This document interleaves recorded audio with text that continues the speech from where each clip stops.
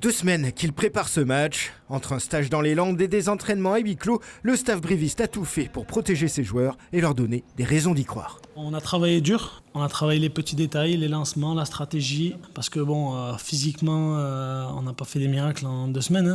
On a été préparé tout au long de l'année. Il faudra bien au moins ça pour rivaliser avec l'Armada toulousaine. Des internationaux à tous les postes, 350 sélections potentiellement réunies sur la pelouse, vertigineux.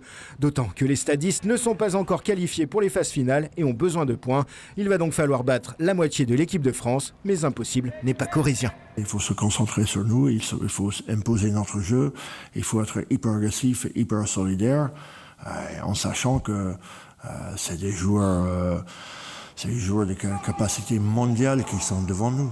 Avec seulement 3 points d'avance sur Perpignan et la périlleuse 13e place synonyme de barrage, les brivistes n'ont plus le droit à l'erreur pour leur dernier match à domicile. La pression est immense aux joueurs de la transformer en énergie positive. Tu joues au rugby pour te faire plaisir, tu joues aussi au rugby en sachant qu'il y a des enjeux financiers, des enjeux humains, tout ça, on en a conscience.